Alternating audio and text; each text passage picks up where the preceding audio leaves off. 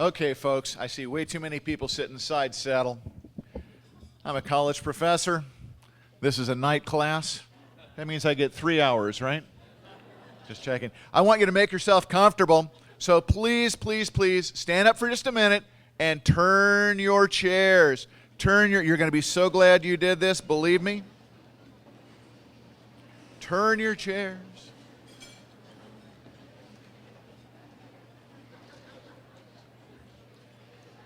Don't visit.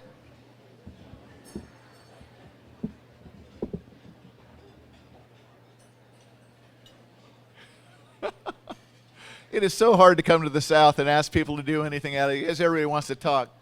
I appreciate that. Folks, I got to tell you, I do a lot of these events around the country. I look out at you folks, and the only thing that goes through my mind is that there is no way in the world that you can be them, those pro-life people that I read about in the newspaper that you see on TV. There's no way in the world that you can be those people, and I'll tell you why. Number one, you're way too good looking. Seriously, you ever see the pictures they put up? I mean, I don't see a knuckle-dragging Neanderthal in the room. I think, yeah, outstanding. You're way too good looking, and frankly, you're way too happy. I hear a lot of people laughing in this room tonight, and I'm telling you, if you listen to our opponents, they think you guys should all be like charter members of the Eeyore Patrol. You know? And you're way too smart. I have met pastors, civil engineers, business people, and they're just right at my own table. If you listen to our opponents, well, let me tell you a little something about that. I got interviewed years ago by a regional newspaper in San Diego. I'd been writing editorials for them. And they decided they wanted to interview their editorial writer, so they published this interview, and this, I kid you not, was the opening paragraph to my interview. Mark Newman is an interesting mix.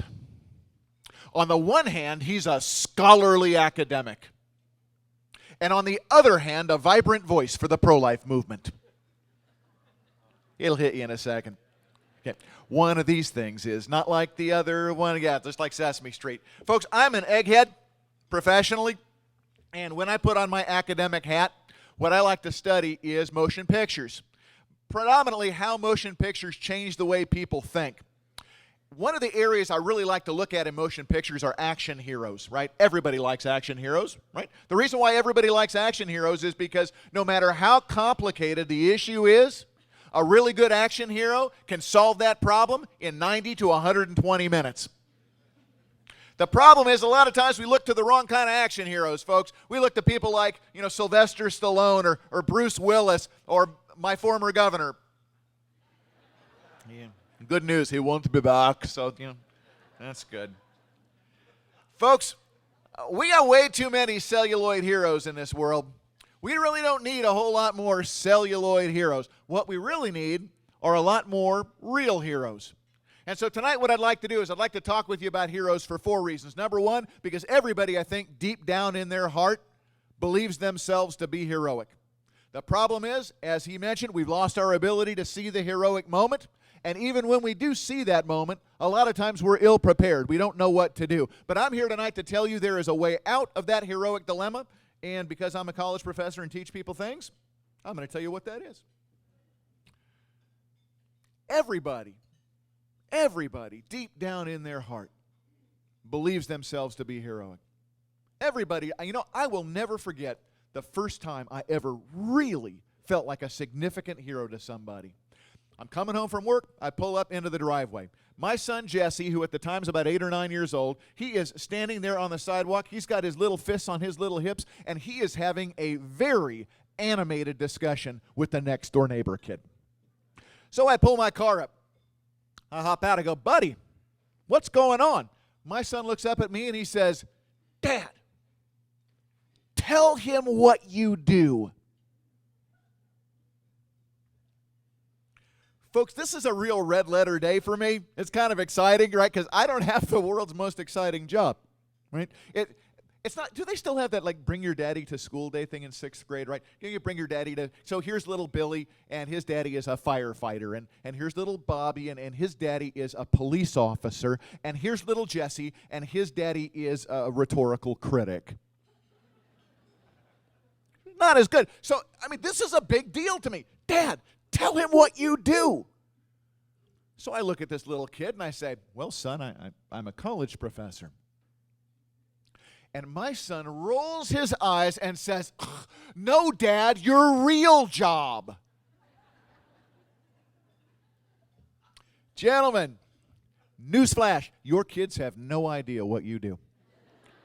It's not like it used to be, right? It used to be, follow dad, but behind the plow, right? You knew what your dad did. What your kids think you do is what they see you doing often. And what my son saw me doing often, in fact, my son participated in this. My son would pack up my trunk with all the notebooks and the books and all the materials that I was going to need as I got onto a plane and I flew to various places in the United States. And my son knew that I was going to be equipping National Right to Life affiliates and pregnancy resource directors and their staffers with the public speaking skills necessary to stand in the gap and argue for the lives of unborn children. And to my son, that was pretty heroic. Now, he got a chance to return the favor about a year later. My son decides at about the age of 9 or 10 that he's going to start the Pro-Life Kids Club. Yeah. You know those precious feet pins? Some of you guys are here, you're wearing them in your lapel. I used to wear them all the time, but I got out of the habit because I would come home from an event and I would hang my jacket up in the closet, and my son would steal them and sell them. Yep. My son would take these pins out of my lapel and he would take them out to AYSO Soccer, or he'd take them out to Awanas, and he'd sell them for $1 a piece. And then at the end of the month, he would gather together the money that he raised and he would donate it to our area pregnancy resource center. Oh, you know that awe feeling that just swept through the room? I want you to hold on to that because it's going to come in really handy in about 25 minutes. Right? Folks, everybody wants to believe themselves heroic. Everybody wants to believe that if you would have been alive down here in the South, right, during the time of the Civil War, that you would have participated in the Underground Railroad, that you would have taken enslaved Africans up to the free North. Almost everybody I know believes that if they would have been living in Nazi Germany during the time of World War II, that they, like Corrie ten Boom, would have had the courage to hide Jews down in their basement or up in their attic. Every guy I know likes to believe that deep down in their heart, if they would have been on Flight 93, they would have been one of the guys who said, let's roll. Everybody believes in their heart that they would be heroic, right? But the problem is, it's hindsight's 20/20. Right? It's easy, isn't it, to say what you would have done? But here's the good news. I can tell you what you will do. I can tell you right now what you will do if you are ever faced with heroic circumstances. You are going to do whatever are your deeply held core convictions. When the pressure is on, those principles, those convictions are going to rise up and you are going to act out of those convictions. The problem then comes when we have lost our ability to see the heroic moment when it arrives. Now, there's a lot of reasons for that, but one of the reasons is our mass media. Our mass media likes to keep us jumping, right, from issue to issue to issue to issue. That happens a lot. Matter of fact, do you ever notice they never really solve those problems? People just tire of them. I don't know if you know this. They have a word for it. It's called compassion fatigue. I hope that we never get compassion fatigue. But what happens is they keep us bouncing around. So, for example, some of us, we gasp in horror, right, at the evil that we see going on in places like China. Some of you are familiar with the fact that China has a one-child policy. What this means is that in most of the districts of China, you are only allowed to have one child. And they're very serious about that. If you are found to be pregnant with a second child, you will be forcibly aborted. That child will be forcibly aborted. Now, sometimes women manage to hide that pregnancy for a long time, and when the pregnancy is discovered, it may take them a while to get them to an abortion facility, and sometimes they give birth to that baby along the way, and in some districts, that doctor fills up a syringe with formaldehyde or iodine, and he puts it in the baby's soft spot, and he injects that baby right in the brain. You are allowed to have one child. Now, because this culture is heavily male-centric, they like male children, and women are considered a liability. So in some families, if the first child comes and it's female, they will take that child and leave it out in the fields to die from exposure, to give them an opportunity to have a male child. So abortion in China is state-sponsored, it's forced, and there's often infanticide if the baby's female. As a result, since 1970, China has aborted over 330 million children. Let me put that in perspective for you, ladies and gentlemen. That would be like wiping out the entire population of the United States with room to spare. So it's easy to see, right, that you could look over there and go, oh gosh, isn't that horrible? Well, ladies and gentlemen, for a moment, I'd like to turn your attention back here to the United States, where we all live. And I'd like to take a look at kind of how things are here. Do we have a lot of forced abortion in the United States? Thankfully, no. But I'm not going to tell you we don't have any, but we do have some. What we have a lot of, though, in this country is coerced abortion. And if you want to see what that looks like, all you have to do is drive down and park in front of an abortion facility. Eventually, a car will pull up, and you will see the following scenario unfold. The car pulls up. There's a young woman and a young man in the car. The young man has got his jaw set in steely determination. The young woman looks hesitant. The car stops, and he says to her, "Get out of the car. You know what we came here to do." If she continues to hesitate, the threats begin. Right? If you don't get out of the car and do this, look, pretty soon all your friends are going to find out what's happened, and they're going to see that you're pregnant. Can you bear the shame of that? Sometimes they'll say, if you don't get out of the car and have this abortion, I'm going to kick you out of the house. And sometimes, ladies and gentlemen, that's not her partner speaking to her. It's her parents. The threats continue. Now, I got to let you know, I don't want to paint the guy out to be the bad guy all the time, because sometimes he's not.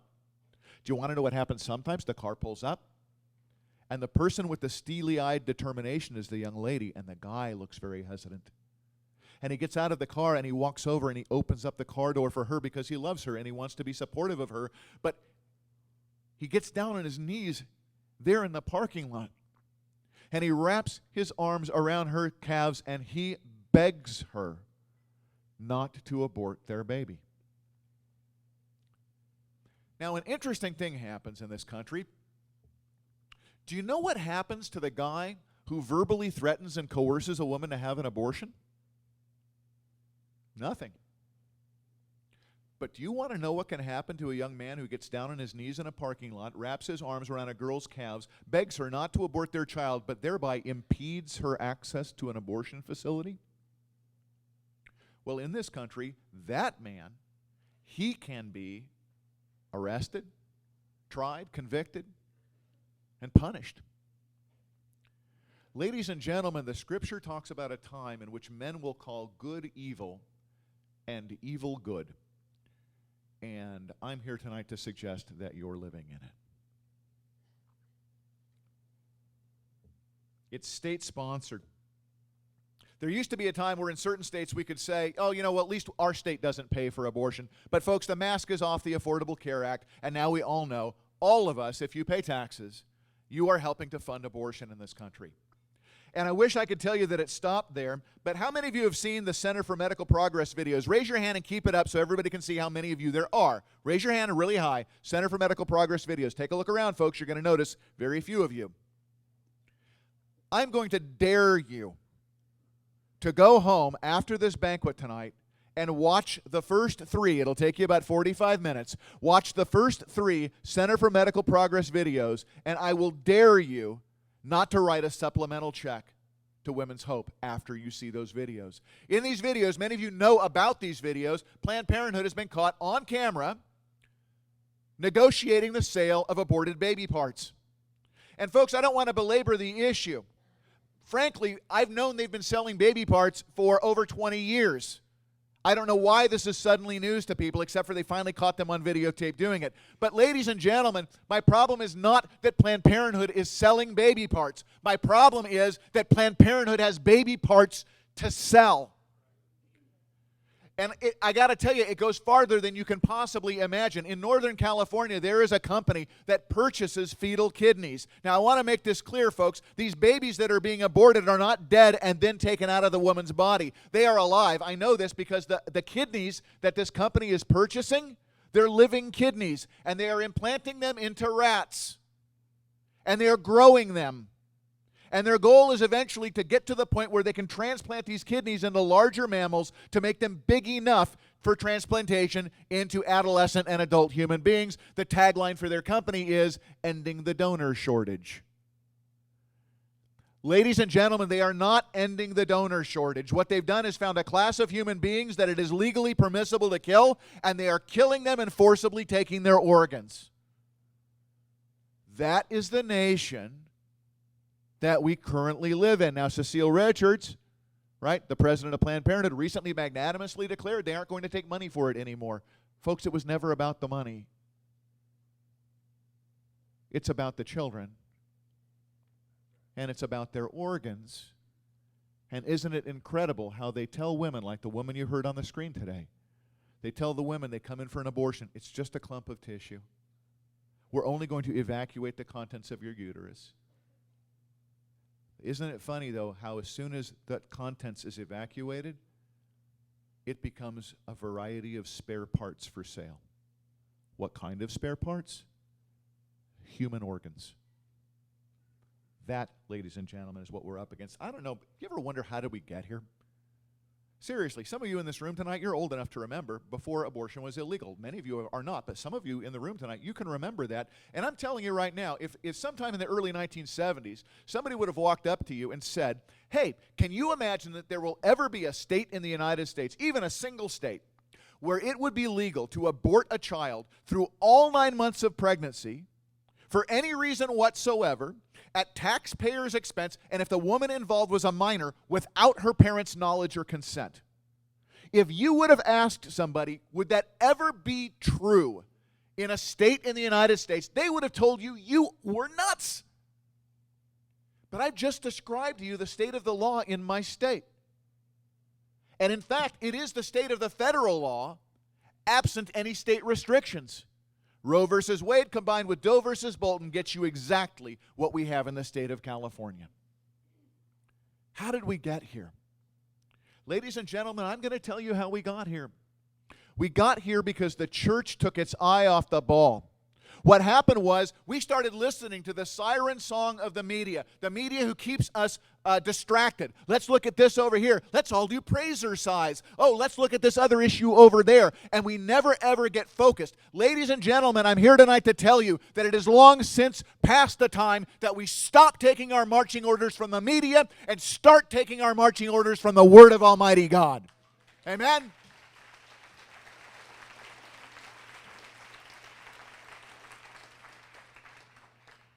So clearly, we see the moment. Folks, right now in the United States, we have aborted over 57 million children. Now, what makes our situation a little bit different than China's is that in China, their abortions are forced. In our country, they're chosen. So we see that we have this tremendous moment. Once we find the moment, though, a lot of times we're at a loss for what to do. We've not been properly trained. We're unprepared. You know, the media tries to portray us as a bunch of extremists, right? You guys, right, you're all the doctor shooting, clinic bombing extremists. Oh, I'm sorry, I forgot. Women hating also, including the two of you. You know, it's terrible to be a woman hater. That's what we're told that we are. So we overreact. And as a result, when pro-life organizations come to people in the church and say, hey, we want you to join with us, a lot of times people go, I don't know. You guys are kind of weird. You're kind of extreme. That's the word they keep using, right? Ladies and gentlemen, I'm not going to lie to you. There have been abortion doctors shot, and there have been clinics that have been bombed. They have never been shot, nor have the clinics ever been bombed by anybody officially affiliated with any pro-life organization with which I am aware. It's always some nut job who does it. But then the media says, nope, see, we paint you all with this big broad brush, and that's what pro-lifers are.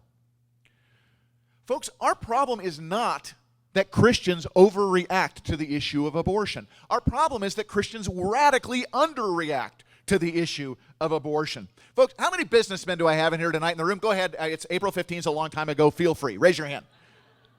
Okay, all you businessmen, you all know the 80-20 rule, right? Right? The 80-20 rule is that 80% of the work is done by 20% of the people. Right? All the pastors in the room are going, 90-10. Yeah. Well, I got news for you. In the pro-life movement, it's a little closer to 98-2. How do I know this? I did a banquet not too many years ago for a center over in an Atlanta suburb. I asked the director, how many churches are in your service area? And she told me 600. I said, wow, that's great. From how many of those churches do you get routine institutional support? And she told me 12. Ladies and gentlemen, if we've got enough money for donuts after church, if we've got enough money for ice cream socials and square dances, I'm here to tell you that we've got enough money to support the single most biblical response to the evil of abortion in our community, which is Women's Hope. Right? Women's Hope does the gospel. We introduce people to Jesus. We feed the hungry. We help house the homeless. We help people to escape the snare of sin. It is unbelievable how much of the Great Commission we do right here in our clinic. We are literally an extension of the church out into the world. We are like a mission field of our own. We just speak a kind of weird indigenous language called pregnancy. We have the resources. We just have to find a way to funnel them in the right direction. Now, I got to tell you right now, if we had to stop, you might really want to go out and join the Eeyore Patrol. I've really painted a pretty bleak picture, right? You guys are a bunch of extremists. We don't see the moment. Oh, gosh, things are really horrible. Where is my tail? But I told you, right? I promised you. I would tell you how to overcome this heroic dilemma, and here it comes. So if you're a note taker, this is a really good time to take a couple of really good notes. How do you become a hero? Be an ordinary person, willing to live an extraordinary life, like Job.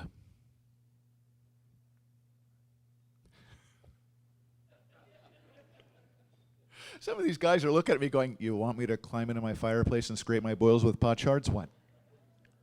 Now, you guys have all read the book of Job, right? I hope you have. Otherwise, when you get to heaven, you could have an embarrassing moment. Seriously, can you imagine? Hey, I'm Paul. Hey, I'm Job. You read my book? Oh, man, I tried to, but it's a lot of poetry. It's really hard. Don't let that be you. If you've not yet read the book and you want to be surprised by the ending, now's a good time to put your fingers in your ears and go la, la, la, la, la, because I'm going to give it away. Gentlemen, I want to talk to you specifically for a moment. The guys here in the room. Gentlemen, we here in the West, in Western culture, are experiencing what I can only call a crisis of significance. What I'm saying is we found it very hard to figure out what it is we're supposed to be doing. Now, I got to let you know, part of that blame falls on my academic brethren, because if you've been at school since about 1965, your head has been filled with so much nonsense, I can't even begin to try to clear it all away. But I'm going to try to clear away at least one big part of it here tonight. And it's this. Inside of you, God has placed what I like to call the spark of the dragon slayer. God meant you to do big, important things. And then we go to school and we see things going on. Oh, a little kid over here is getting beaten up, and we go over and we put ourselves in that fray, and then a teacher comes over, pulls you apart, suspends both of you, and says, no, you're not supposed to intervene. You're supposed to go and get a teacher. Right? You want to do something significant, and they tell you, oh, no, Johnny. But I want to be a hero. Oh, you don't have to be a hero. I want to be a dragon slayer. There are no more dragons. The government took care of all of that. Now, you get that year after year after year after year, and then you graduate from college, and you go out into the world. Now, an interesting thing happens, doesn't it, gentlemen? The desire to compete, the desire to rise above, the desire to go out and do something important, it doesn't leave you. So what do? We go out and we compete in business. You ever listen to the metaphors people use about business? Right? I have to go and take market share. I'm going to go and crush the competition. Right? I've got a programmer in my company. He just wants a faster hard drive. He doesn't mean faster than the one he has. He means faster than that other guy's. I lived up in Pigeon Forge for 5 years. All the guys up there, they just wanted a bigger truck. Bigger, better, faster. Then we get to be 45, 50, Some of us, even at the early age of 35, that's the midway point, biblically speaking, right? You hit that age and you look around, and maybe some of you, you've got the accomplishments, you've checked all the boxes. You got the career, you got the house, you got the wife, you got the kids, you've paid for their college, and then you look around at yourself and you go, oh, is that it? Is this it? Is this what our life is about? Do you know, by the way, that the concept of a midlife crisis is an unbelievably recent social construct? It didn't used to occur. Guys used to know who they were and what they're for. And now we sit here and we don't know. Gentlemen, you want to find out what you're supposed to be doing? You look at the book of Job. Everybody likes to focus on the calamities that came to Job. Nobody wants to focus on who Job was and why he did what he did. He was the most righteous man of his time. Now here's the fun part. At the end of the book of Job, God vindicates everything Job said. And then God restores to Job everything he lost double. Listen to the kind of man Job was. He is in your Bible as an example of what authentic biblical manhood looks like. Job chapter 29, verse 7 and following. When I went out to the gate of the city, when I took my seat in the square, the young men saw me and hid themselves, and the old men arose and stood. The princes stopped talking. They put their hands on their mouths, and the voice of the nobles was hushed, and their tongue stuck to their palate. For when the ear heard, it called me blessed.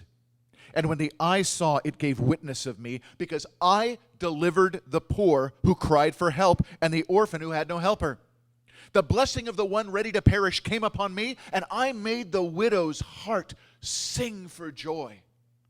I put on righteousness, and it clothed me. My justice was like a robe and a turban. I was eyes to the blind and feet to the lame. I was a father to the needy, and I investigated the case which I did not know, and I broke the jaws of the wicked, and I snatched the prey from his teeth.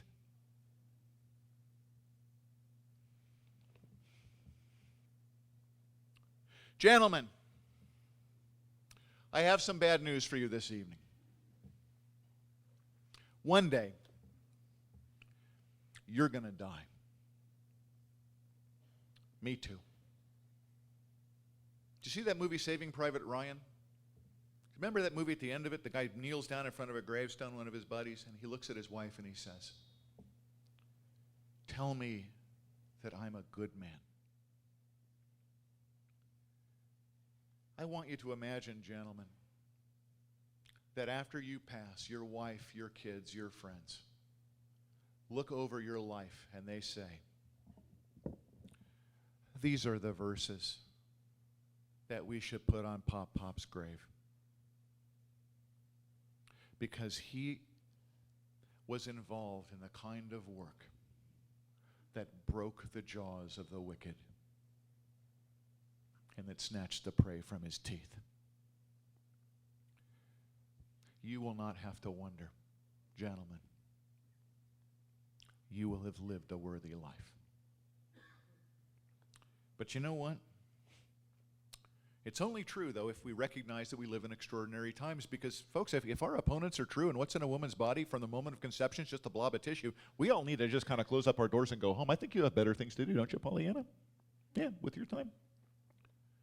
It's only right if it's true. Now, we've been told over and over again, right, it's just a blob of tissue. You know, when I want to find out what's true, if I'm going to go break the jaws of the wicked and snatch the prey from his teeth, I want to find out a little bit about that prey. So when women get pregnant, a really good place to go to find out what's going on inside is doctors.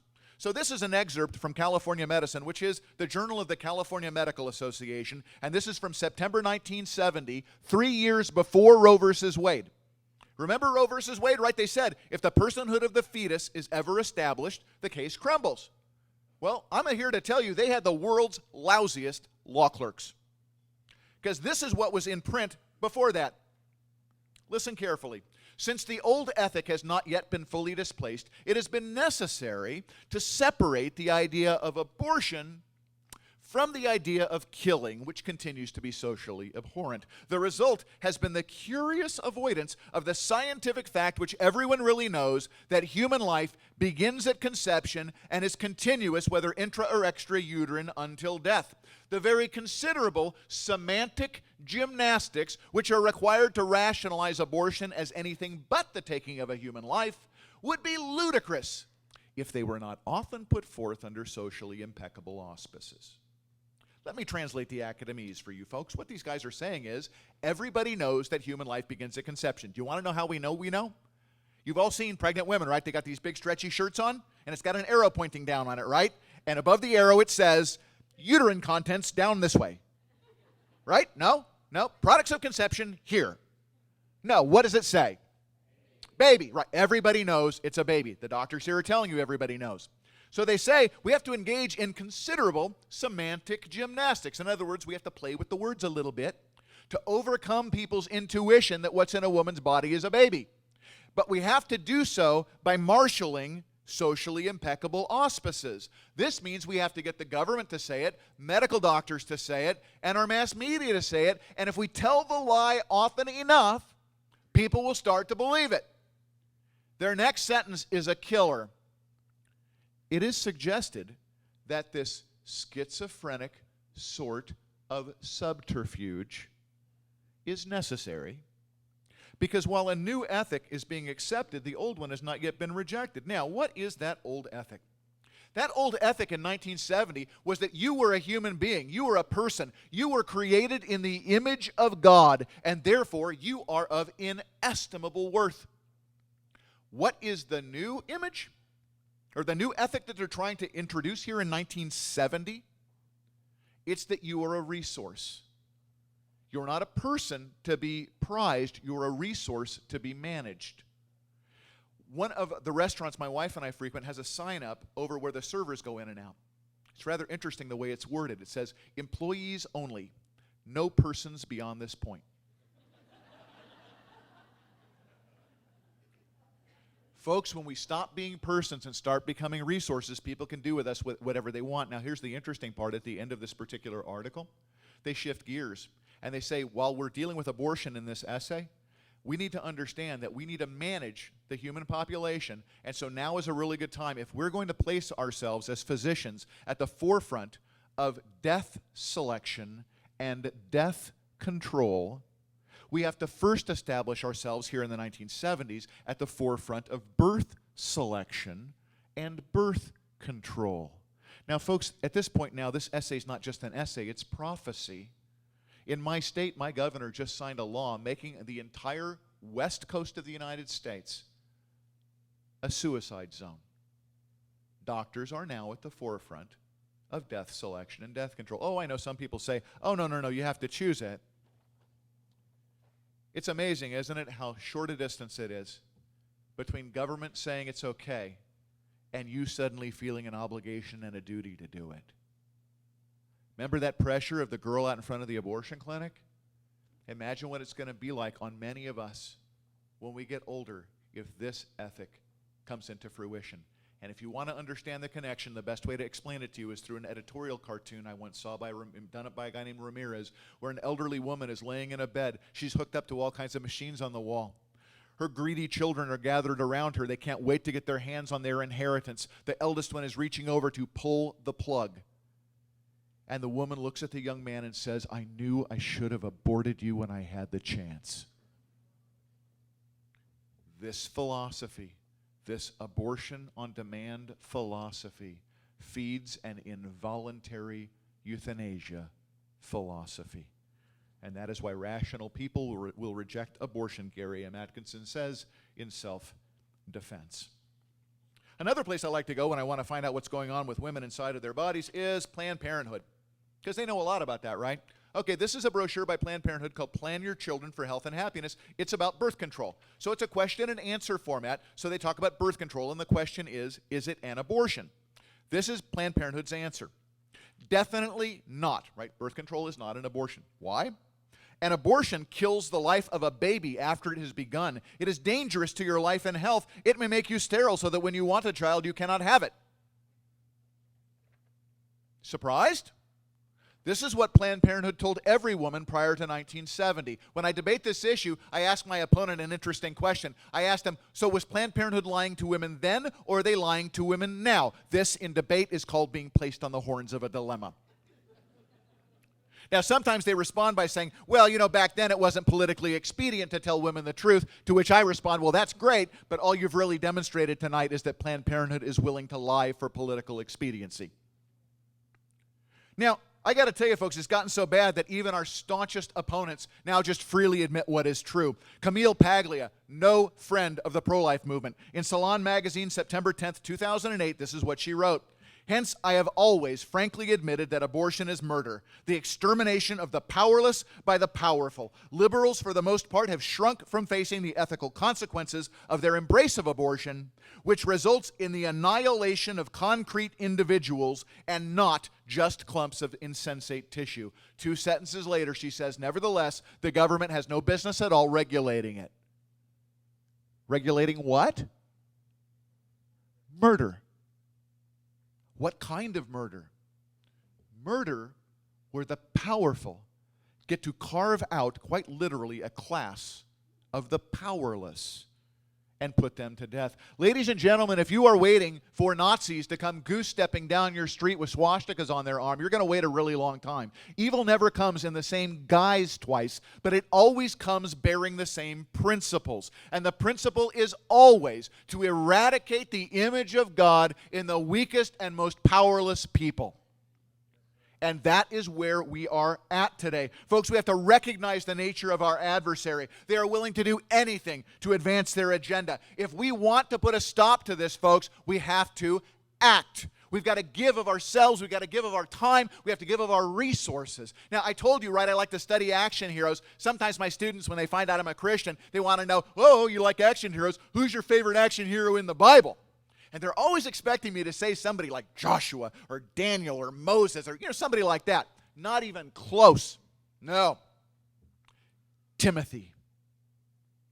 Now, some of the guys are looking at me going, drink a little wine for your stomach? That Timothy? Oh, yeah. Let me tell you a little story about that, Timothy. So the Apostle Paul blows into this little town called Lystra. He says, hey, I'm going to go minister to the Jews. Who wants to come with me? And a hand pops up in the back. Ooh, ooh, ooh. One of Paul's entourage walks up. Paul says, who is that? Oh, that's Timothy. Wow, he seems very enthusiastic. Can he come with us? Was there a problem? What, he's not a Jew? No. His mom was a Jew. He's cool. That's how they talked back then. Mom was a Jew, it's okay. Well, what's the problem? Well, his dad was a Greek and they never kind of got around to circumcising him. Now, I don't know if you're like me, but I always wondered, how would they know? Always kind of hoped honor system, Paul's attitude, right, toward circumcision. Circumcised, uncircumcised, doesn't matter before God. All God cares about is a circumcised heart. But Paul's not going to lie to these Jews he's going to go minister to. So, picture the scene. Here is Timothy. He's about 30 years old. He is being held down by 4 burly Jews. Here comes Paul, flint knife in one hand, no anesthetic in the other. And he circumcises that guy. That's commitment. Gentlemen, tonight, I'm just going to ask you to write a check.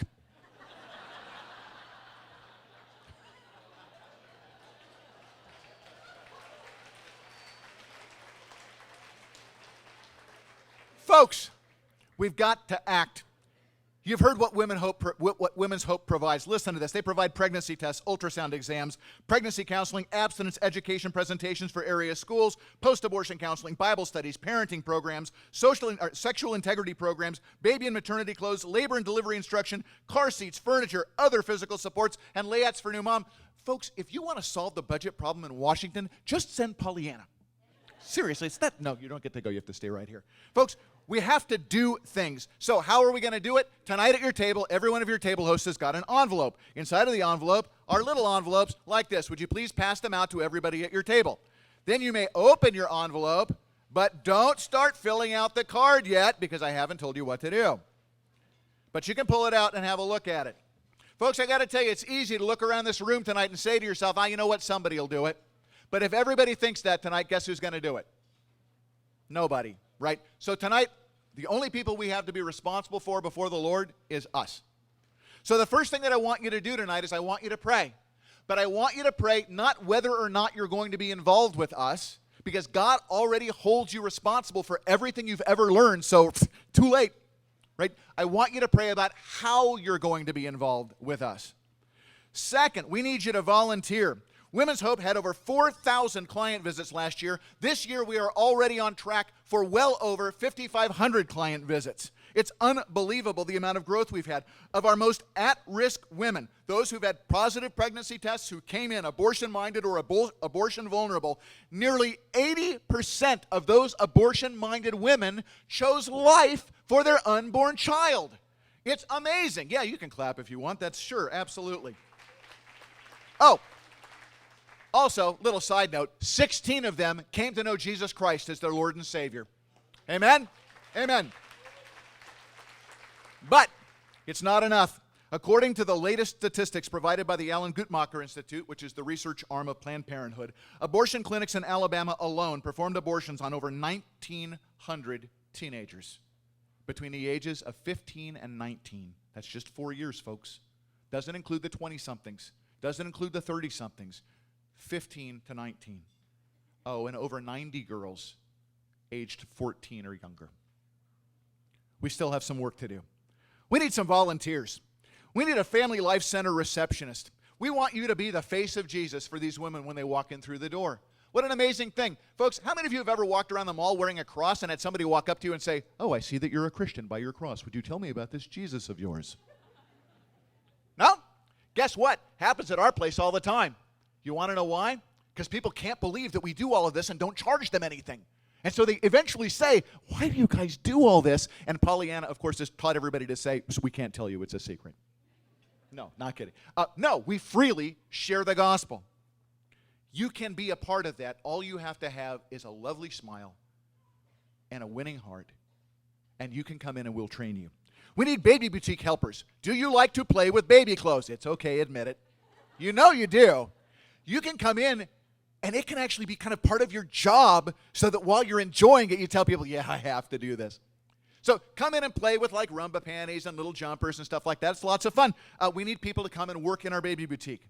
We also need church liaisons. You can be our voice in the life of your church. Now, if you came here tonight, but the person who invited you is not our church liaison, that means that even if your church has one, clearly you could use another one. So you can be a church liaison. We also need volunteer nurses. If you have a nursing credential, please let us know. How do you do that? On the front of your card, where you're going to write your name, your mailing address, your city, state, and zip, your phone number, your church, and your email, up here in this blank corner, I want you to write down if you can be a Family Life receptionist, a baby boutique helper, a church liaison, or a volunteer nurse. Write it up here, and we will contact you shortly. Now, Women's Hope also wants to grow, and in order to do that, above our normal budgeting requirements, we need $4,200 for equipment to allow the transport of our ultrasound machine over to our satellite center in Tuskegee. Folks, it costs $30,000 to get a new ultrasound machine. For $4,200, we can transport it back and forth. It's a really good use of that money. We need $25,000 for a full-time client advocate. We need $22,000 for ramped-up internet presence, which includes social media and a cool thing called geofencing. Look it up when you get home. It's a really neat thing that 15-year-olds know all about. We also need $2,000 for 5 iPads for intake, because our clients come in and go, "What is this thing that leaks color on a piece of paper?" You know, they just want a device. So we can hand them a device and check them in that way. We need $3,000 for 2 new laptops and software to run them. And most importantly, ladies and gentlemen, we would love to be able to pay off our mortgage balance, which is $257,000. And when we do, it will free up every year for the remainder of our ministry life $67,000 a year. In other words, after 4 years, it's all gravy. But we just need to have donors willing to step up and make that happen. So how do we do that? You flip that card over and you'll notice it says "My Gift Tonight." Let me tell you what I want you to do. I know it's got a lot of numbers here and stuff. Let me clarify it for you. I need you to write a big check. Now, what is a big check? A big check is a check that when you sign it, it hurts you a little. Now, I do not know you from Adam, right? But I'm going to let you know I'm a statistician. I know a little bit about numbers, and I'm going to tell you, in a room this large, There are people in this room, I don't know who you are, but there are people in this room that could write a check for $10, $20, $50, $100, $125,000 and frankly, not even blink.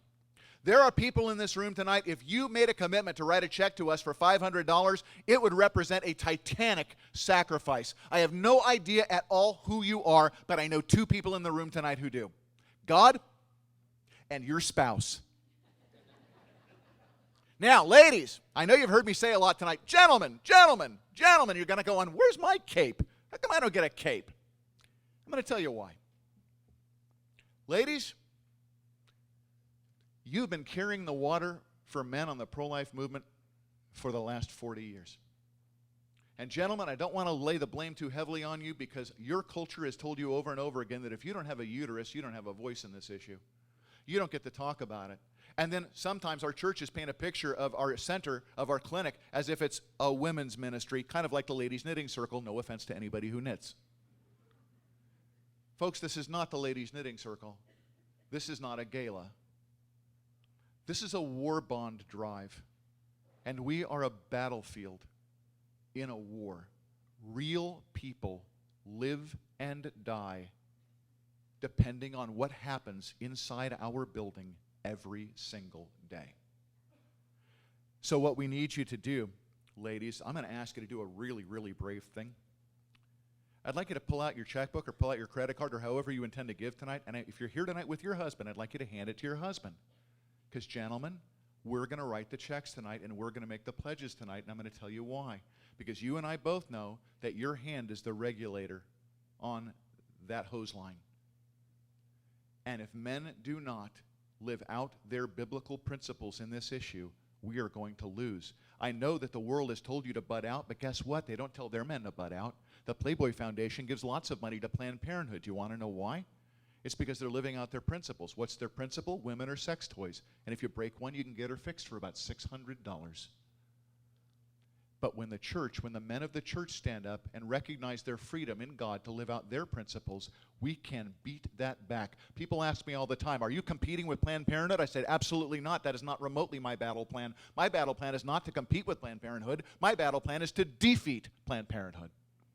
How do we do it? It's when everybody gets involved. If you're here tonight by yourself and you aren't here with a spouse, I just want you to lift your heart to God and do as God watches and leads. But if you're here tonight with your spouse, gentlemen, I want us writing the checks and doing the pledging. So on here, you can identify the amount of your gift all the way from $10,000, $5,500, all the way down. You'll see that other thing. That's really in the wrong place. It should be on the other side of the $10,000. That would be really nice.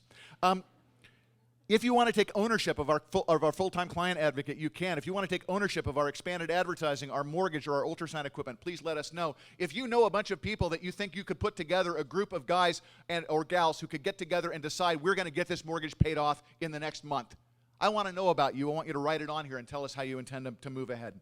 In addition to this, we also need monthly income because we have to be able to keep our lights on and things like that. Again, there are people in this room tonight, you could pledge $1,000 a month, $500 a month, some $60, some $50, I don't know. But let's put it in perspective for you. Cable television in this area runs about $100 a month, right? That's about right? Okay, what did you watch on March 27th, 2009? You don't know. You're spending over $1,200 a year, and you don't even get a memory. Let me fill you in a little bit. There are only two things in this world, ladies and gentlemen, that are eternal: God's word and other people. If you invest that money, that kind of money, guys are telling me, oh, he's going to make me cut off my cable. Not at all. Just level the playing field. That's all I ask. If we level that playing field, amazing things will happen. And if you swing by the clinic and you happen to be there one day when a woman comes in with her baby, and if she puts that baby in your arms and says, thank you so much for supporting this ministry. Because of you, my baby lived. I'm going to make you a promise right now. You will never forget that moment for the rest of your life.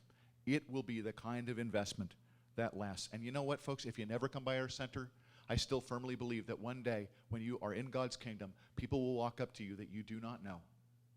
And they will be part of the legacy that your life has left as a result of your decision to break the jaws of the wicked and to snatch the prey from his teeth. You're going to meet some of that prey.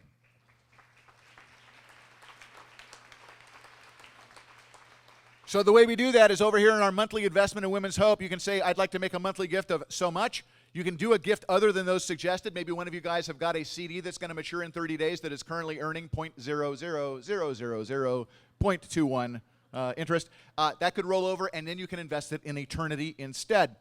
And then you can tell us if you want to use your checking account, if you want to use your credit or debit. Make sure you fill the card all the way out, and make sure you get all of our contact information on the front as well. That's very, very important. When you are done, I want you to take the card, which, by the way, has got your volunteer commitment on it, as well as your very, very generous big check, one-time gift, and your monthly commitment. You're going to put that back in this envelope, and then you're going to give it back to your table host, who will put it in a large envelope, and then bring that envelope forward and drop it in one of these two baskets. One last thing.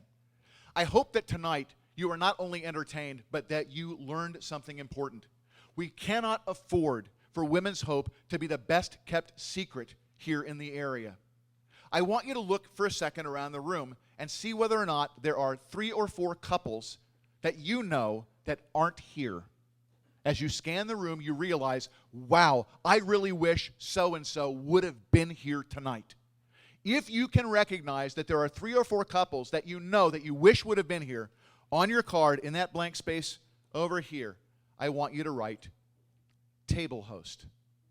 And then next year, I would like you to bring those people. Now, some of you are looking around going, where would we put them?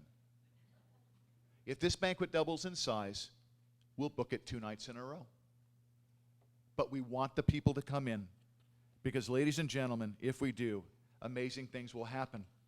Everybody wants to be a hero. Tonight, we've recovered our ability to see the heroic moment. Tonight, we know what we need to do. There is only one way out of the heroic dilemma, and that is to act. So what we're going to do now is we're going to have 2 minutes of silence in this room. And what I want you to do is, if you're here with your spouse, I want you to put your head together and I want you to pray. If you're here by yourself, I want you to lift your heart to God. And then I want you to take a moment and listen. And then I want you to do as God watches and leads. The music will come up. You'll know now it's time to act. But please take a couple of moments and pray together. Please bow your heads.